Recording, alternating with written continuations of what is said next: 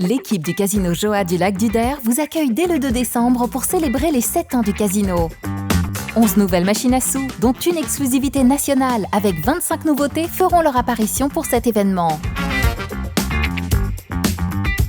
Animation, jeux et surprises sont au programme.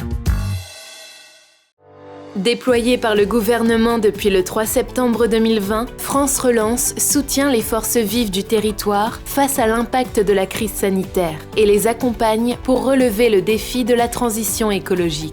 Découvrez dès maintenant les structures accompagnées en Haute-Marne ainsi que leurs projets sur les réseaux sociaux et le site internet de la préfecture à travers de courtes capsules vidéo. Une journée dédiée à la lutte contre les violences faites aux femmes. Le commissariat de police de Bar-le-Duc vous explique les procédures d'accueil des victimes.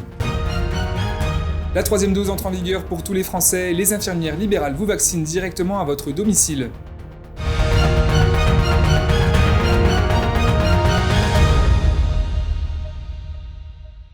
Bonsoir à tous et bienvenue dans votre journal du jeudi 25 novembre.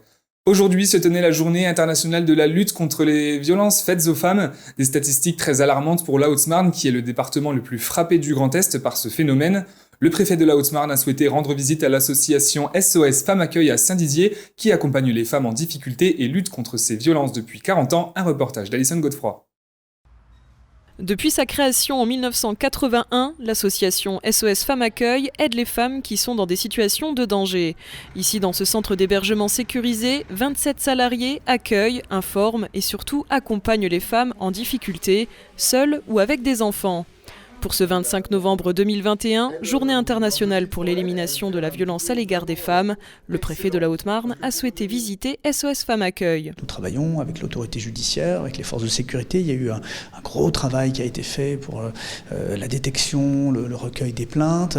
Mais on ne peut pas travailler sans les associations qui sont souvent le premier contact avec les victimes, en tout cas l'un des premiers contacts avec les victimes. Nous allons faire le point sur ce qui se passe dans notre département, les spécificités des violences conjugales haut-marnaises. La Haute-Marne, c'est sur la région Grand Est, le département qui connaît le plus grand nombre de violences conjugales si on s'en rapporte aux faits qui sont déclarés à la police ou à la gendarmerie. C'est 0,5 femmes pour 1000 en plus par rapport à l'ensemble de la région. Donc c'est beaucoup en fait.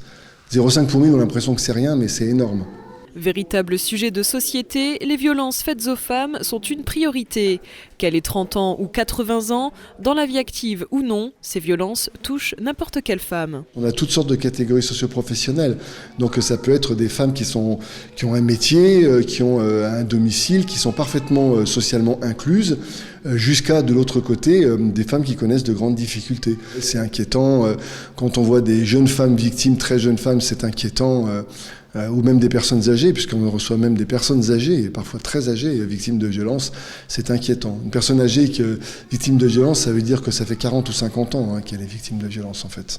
Les femmes sont souvent exposées à des formes graves de violence, violences domestiques, harcèlement sexuel, viol, mariage forcé ou encore prostitution.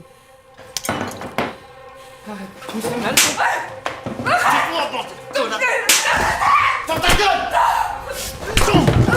Tout ceci constitue une violation grave et reste aujourd'hui un obstacle à la réalisation de l'égalité homme-femme.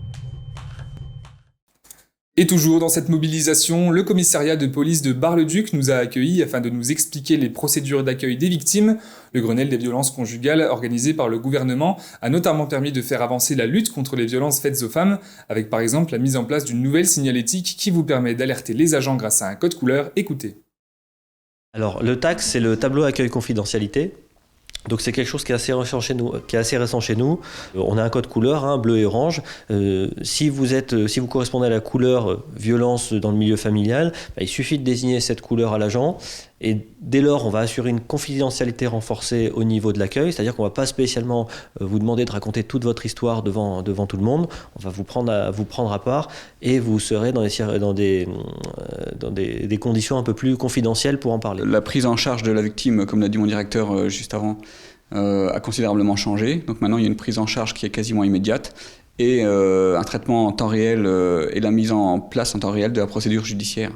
C'est-à-dire qu'on ne laisse pas repartir une victime qui signale des faits. Même si elle veut uniquement signaler les faits, on passera systématiquement par une procédure pénale.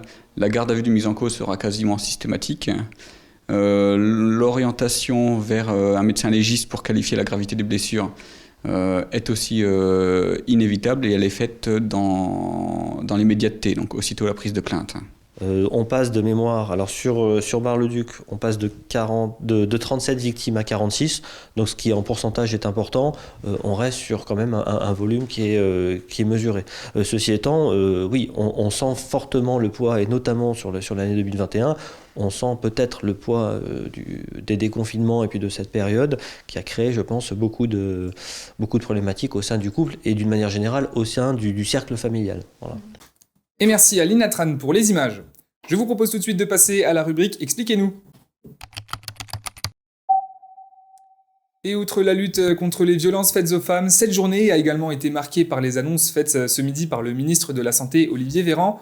De nouvelles mesures ont été mises en place par le gouvernement afin d'enrayer la 5e vague de contamination qui sévit actuellement en France. Julien, tu es là pour nous en parler aujourd'hui. Qu'est-ce qui va changer ces prochaines semaines ? Eh bien, en effet, James, l'allocution du ministre de la Santé, Olivier Véran, était attendue depuis mardi, puisqu'il se murmurait plusieurs possibilités pour enrayer cette 5e vague. Confinement, pas confinement, couvre-feu ou encore limitation de déplacement. Le ministre de la Santé a rapidement fait taire ces rumeurs en préambule de son discours, puisqu'il a annoncé qu'il n'aurait pas recours aux outils les plus contraignants. Il s'agit d'une bonne nouvelle donc. Oui, en effet, puisque notre vie quotidienne ne sera pas chamboulée comme cela l'a été l'année dernière avec les différents confinements, et le gouvernement tient également à préserver l'activité économique à l'aube de ces fêtes de fin d'année. Mais cependant, afin de limiter la propagation du virus, l'exécutif s'oriente sur 3 axes: le renforcement des gestes barrières, l'accélération de la campagne de rappel vaccinal et le renforcement du pass sanitaire.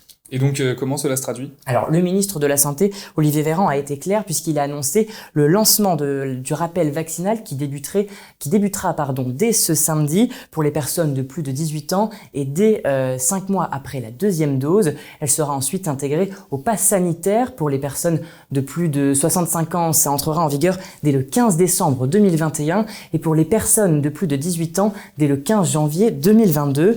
Il ne sera donc plus possible d'aller dans les bars ou dans les lieux culturels si vous n'avez pas ces 3 doses-là, puisque votre passe sanitaire sera donc désactivé et donc plus valable. C'est pourquoi, dès ce milieu de journée, le centre d'appel de vaccination de Saint-Dizier a été pris d'assaut, puisque dès midi, à l'issue de la conférence de presse d'Olivier Véran, le téléphone n'a pas cessé de sonner. Écoutez.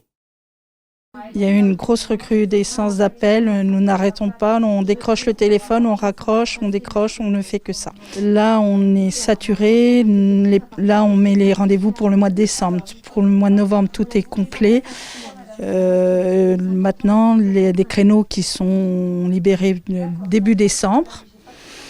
Et puis jusqu'à la fin de l'année, bon, sachant que des doses ont été mises en doses supplémentaires déjà la semaine dernière. Je pense qu'on a multiplié par 3 les appels, voire 4, par rapport même par rapport rien qu'à mercredi, parce que moi j'étais là mercredi matin, donc ça a vraiment quadruplé les appels, ça ne s'arrête pas. Mais bon, on est là pour aider les gens. Et outre le pass sanitaire, quelles sont donc les autres mesures annoncées ? Alors, il y a une mesure qui rentrera en vigueur dès demain, dès ce vendredi. Un décret va être publié qui rendra à nouveau le port du masque obligatoire en intérieur dans les lieux recevant du public. Les préfets pourront décider localement de son obligation en extérieur. Il faudra donc s'attendre à ce que le port du masque soit obligatoire dans les foires ou dans les marchés de Noël. C'est-à-dire que même si votre passe sanitaire est valide, il vous faudra quand même avoir un masque. Cependant, l'autre mesure qui a fait du bruit, c'est la durée de validité des tests PCR et antigéniques qui ne seront valables que 24 heures contre 72 heures auparavant, et une mesure qui rentre en vigueur dès ce lundi. Alors, est-ce qu'elle a bien été reçue par les citoyens bragards ? On les a rencontrés, écoutez. C'est très bien et les tests, c'est vraiment ce qu'il faut. Je crois que c'est à partir du 15 janvier, va falloir avoir une 3e dose. Donc on ne sait pas si à ce rythme-là, je pense qu'on va en avoir 4, 5, 6, on sait pas. J'ai l'impression qu'on nous prend pour c'est désolé du terme, mais pour des bourriques, quoi. Je pense que c'est une excellente chose dans la mesure où où la pandémie est loin d'être terminée et qu'elle reflambe par ailleurs. Et puis on est dans la logique, j'allais dire, de la vaccination de la population. Il faut bien des rappels dans la mesure où on est toujours confronté à la pandémie. Je pense que c'est une très bonne chose. Moi d'ailleurs je suis inscrit pour la 3e dose le 10 prochain. Là. C'est pour protéger soi-même et les autres. À mon avis, c'est une bonne chose. Eh bien voilà, on vient de le voir, finalement les mesures sont plutôt acceptées positivement à l'issue de l'annonce du ministre de la Santé. Des mesures moins contraignantes puisque la couverture vaccinale, selon les chiffres du gouvernement, touche près de 90% de la population française, ce qui explique finalement qu'une grande majorité de la population est vaccinée. C'est pourquoi les mesures sont moins contraignantes et que l'exécutif a voulu inciter et veut toujours inciter la population à se faire vacciner et non pas à contraindre les personnes qui sont vaccinées. Eh bien merci à toi Julien pour ces explications. Vous l'avez compris, les centres de dépistage et de vaccination risquent donc d'être pris d'assaut durant ces prochaines semaines, mais une autre solution existe, vous pouvez prendre rendez-vous avec une infirmière libérale qui pourra venir vous vacciner ou vous faire un test directement à votre domicile. Pour Noémie, infirmière libérale sur le secteur de la Haute-Marne, la 5e vague est désormais bien présente. Notre journaliste Alison Godefroy l'a rencontrée. Alors j'ai une trousse pour prise de sang et une trousse pour les injections, les vaccins. Depuis quelques jours, la Haute-Marne commence à être touchée par la 5e vague de contamination due au coronavirus. Le ministre de la Santé, Olivier Véran, l'a confirmé. Alors que certains pays étrangers font face à des taux d'incidence élevés, le département devrait d'ici quelques jours remettre en place certaines mesures. Pour Noémie, infirmière libérale sur le secteur haut-marnais, c'est certain, le virus refait surface. Oui, le vaccin peut faire peur et je suis d'accord avec vous. On ne sait pas tout et voilà, on ne sait pas ce qui se passera dans 10 ans, c'est ce que j'entends beaucoup.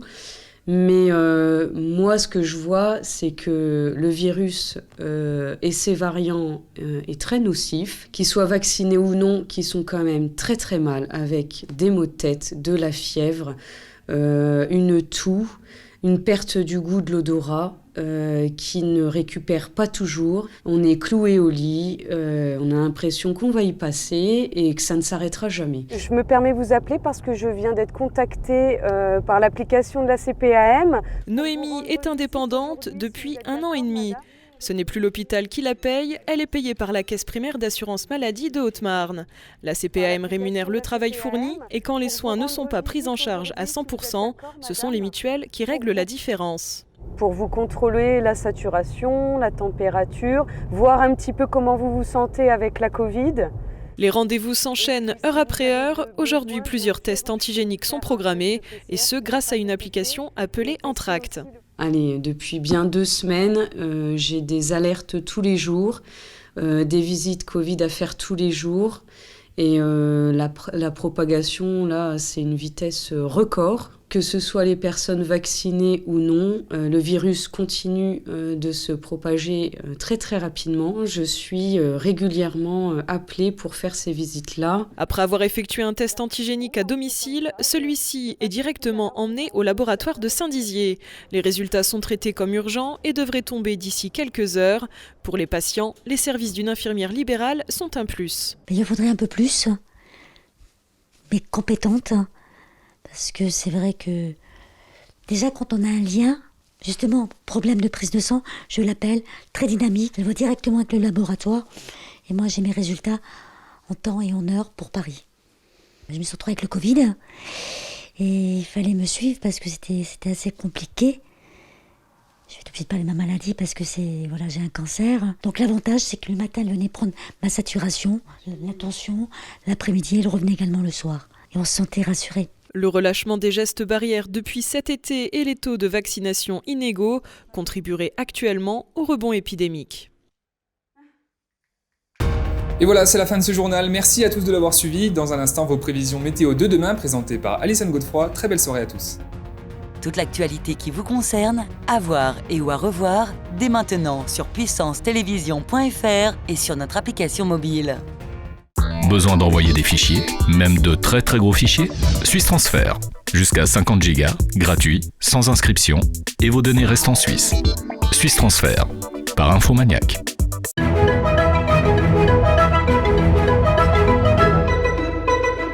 Bonsoir à tous. Demain matin, on annonce de la grisaille et du brouillard. Il fera -1 degré à Saint-Dizier, à Bar-le-Duc et à Chaumont. Au cours de l'après-midi, le brouillard se dissipera. Côté température, il fera entre 4 et 6 degrés. Demain, vendredi 26 novembre, nous fêterons les Delphines et nous perdrons 2 minutes de soleil. Très bonne soirée avec Puissance Télévisions.